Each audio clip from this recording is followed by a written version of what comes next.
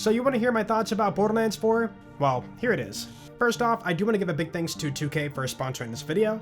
They allowed me to play the game early. Now, I do want to mention that this does not change my opinion about the game, and I will be as transparent and honest in this video as possible. Alright, so for the Borderlands 4 demo, we were able to play somewhat early game, and the choices we were given is to play either Rafa or Vex. For this video, I'm going to be focusing on Rafa because that's the character I chose, and we'll get to that in a bit, but just know that Rafa is a lot of fun. First off, let's talk about the loading speed of the game. I am genuinely impressed. Look at this, I'm at the main menu, and within 2 seconds, I am in the game. That is insanely fast. We're talking about like Borderlands 2 monster PC load speed. This really caught me off guard, and I honestly wonder how they pulled this off on Unreal Engine 5. But yeah, they did it. The load speed's great, and I am super duper happy to see that.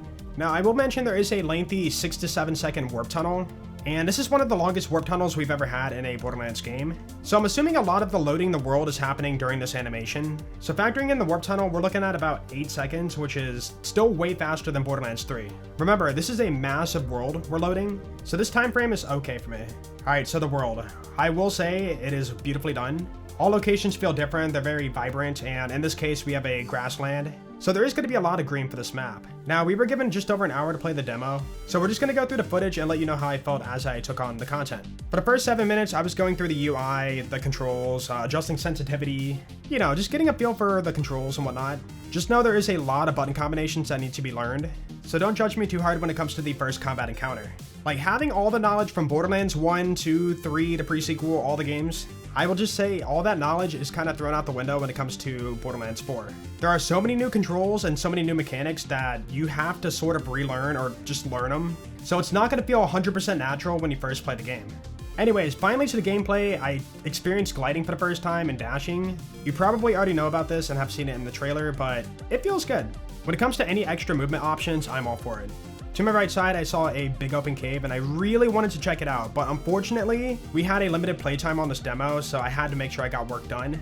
So I chose not to veer off the story path and got more done. Who knows, there could have been a surprise world boss in there or like red chest, I don't know. I'm so sad I didn't have time to check it out. Alright, now we check out our action skill. This is going to be the arc blades. Keep in mind we're only level 5, so we don't have any like augments or anything to slap on this just yet. So in its most basic form, you just have a dash attack and a slice attack. And in the middle, you can see a bar depleting, that is your duration, obviously. Since I wasn't in combat, I chose to end it early by using the action skill button again. And you might notice we have a HUD on our screen. This is known as overdrive and is Rafa's trait. So by default, this is a passive that you always have. Well, until it runs out, you can see it is depleting. And what this is when you activate your action skill or end your action skill, you have bonus damage and movement speed. Quite nice. Up ahead, I did my first combat encounter and I saw you could grapple this thing on the side, this propane tank. So I picked it up and threw it, and it does a decent chunk of damage for early game. Then we get into the combat and I get absolutely shredded. Remember, there's a lot of new controls. I'm using a mouse and keyboard I'm not familiar with. Everything felt different for me and it took a little bit of like getting used to. Also, in my personal opinion and also the opinions of other people who played this demo, this is the hardest Borderlands to date. Like, you will get wrecked in combat and like healing is more of a priority than ever. And we're early game. This game is hard. Now, I do like a challenge, but it is possible over the course of time I will get better at the game. But yeah, it's definitely a step up from the previous games. Also, I want to mention for this, I'm not going to spoil the story stuff, but I just want to talk about the actual gameplay. So for those who were concerned about that, no worry.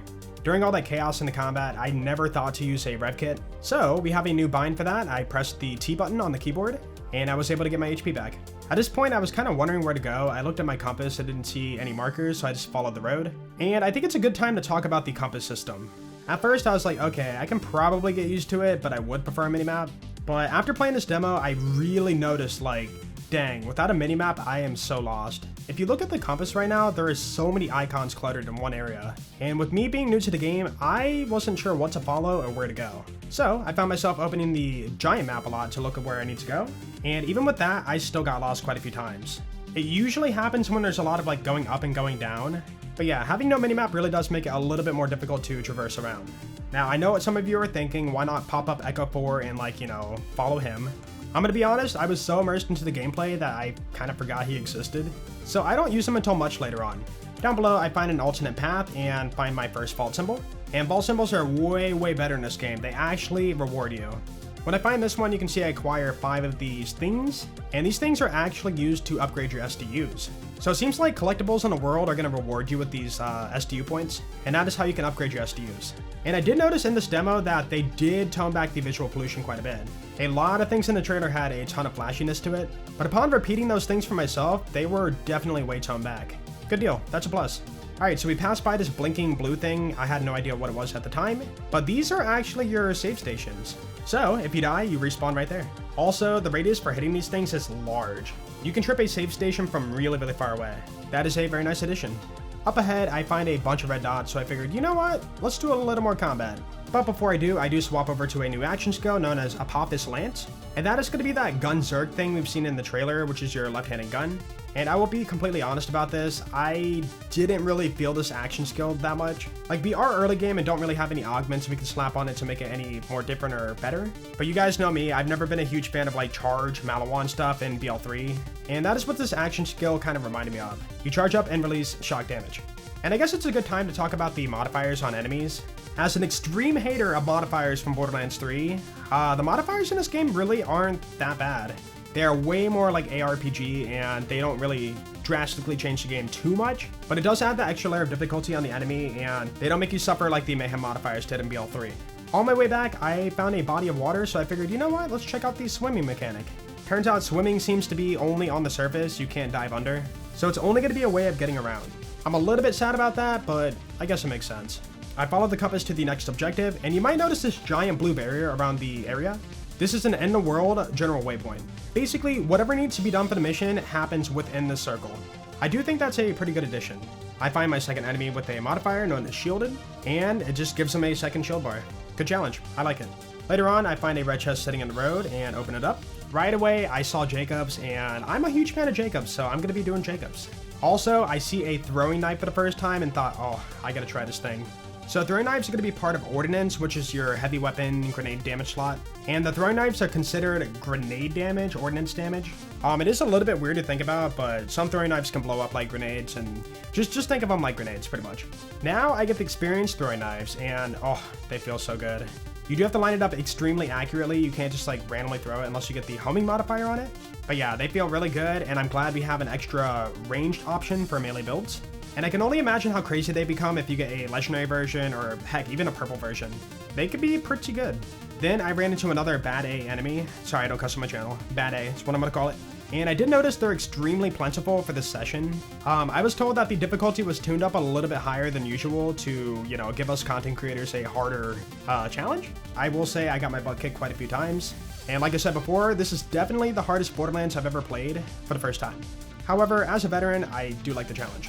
Unfortunately, I couldn't stop and look at gear for too long because, again, we had the limited playtime on the session. But as you may know, items have so many combinations they can roll for passives. And this rev kit happened to have, if you use it, you get bonus reload speed for a short time. Very, very cool.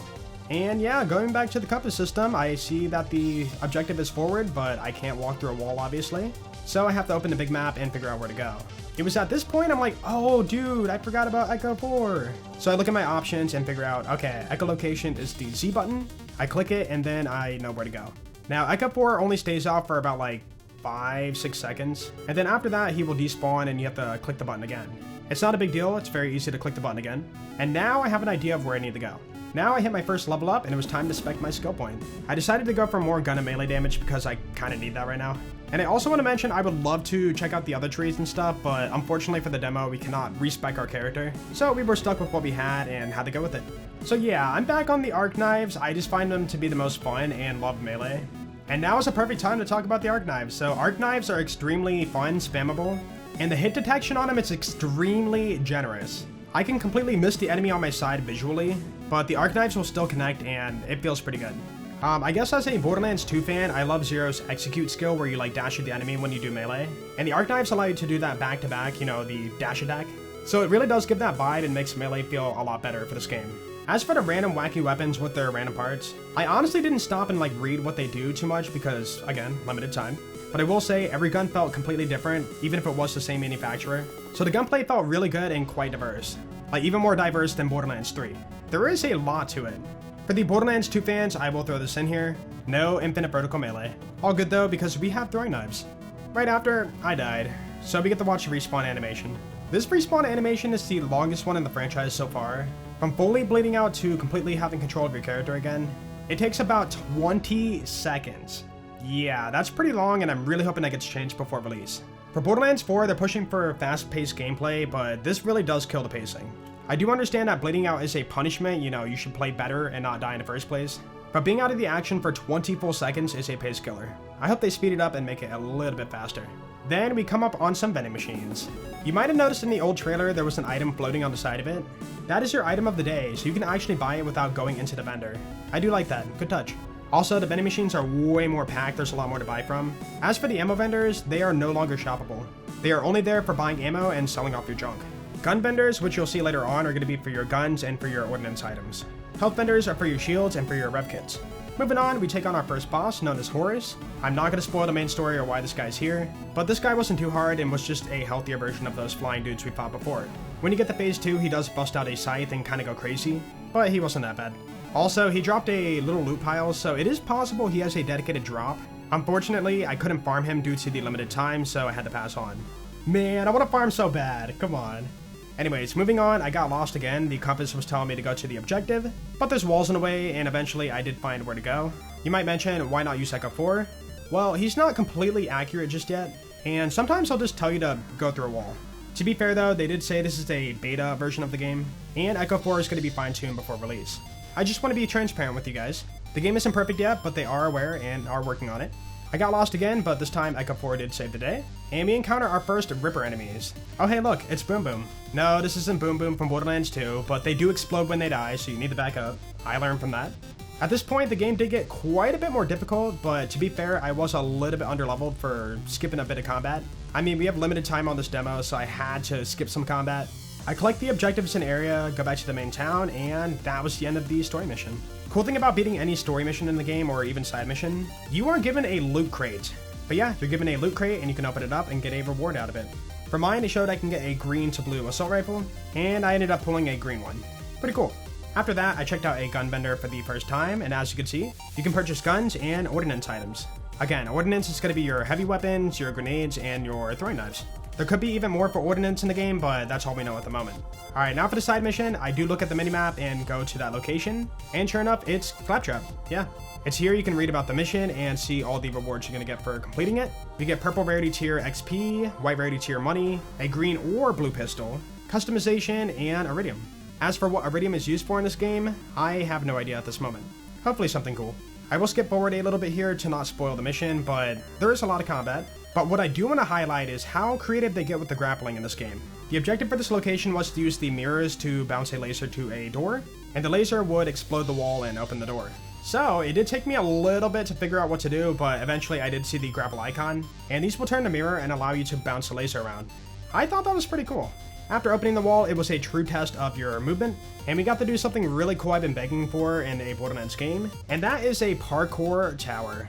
Now, I know not everybody's a fan of parkour, but I love, pushing the movement to its max. And with this, we had to use the grapple to pull down these platforms and then use it to climb walls. So you grapple, you climb, you mantle, you do all the stuff to get up this tower. For the final bit, I was a little bit confused. I'm like, dude, where do I go? And I realized my only option was to jump and glide around the corner, but if that wasn't what I was supposed to do, I would have fallen all the way to the bottom. Luckily, around the corner, I could climb the wall, and I did make my way all the way to the top. That was a lot of fun. With the mission done, I turn it into Claptrap and get my loot box, and I pulled a green and a cosmetic. Unfortunately, it was at this point I hit the time limit for my play session, and they told me it was time to sign off. I was a bit sad because I did want to check out more, but I understand there's other people who want to play the demo, so it was time to get up and go. But yeah, so my final thoughts on Borderlands 4 after this demo. Again, these are full-blown my opinions about the game. Nothing can influence that, and I will tell you right now, this game is a lot of fun. Now, it has its flaws, every game does. I'm not a huge fan of the compass, and Echo 4 doesn't function like, I would say like 10%, maybe 7% of the time. Like, it will tell you to walk into a wall or follow a weird pathing. But outside of that, everything else feels great. The action skills are fun, the movement's great, the items feel good, the world is beautiful, the skills are fun. There's so much to do in the world that I wasn't able to check it all out. Mission data gives you a lot of information you need. and the difficulty feels pretty good. XP earn feels good, you know, leveling and whatnot.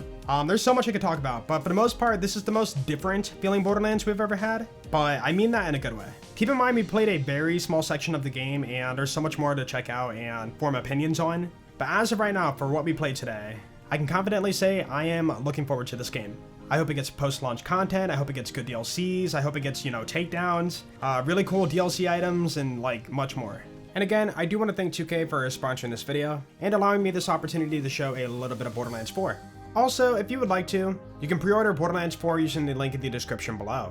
But yeah, let me know what you guys think about Borderlands 4 so far off of what you've seen in the gameplay today. And I hope you guys enjoyed the video, I hope you guys have an awesome day, and I will see you in the next one. Peace out.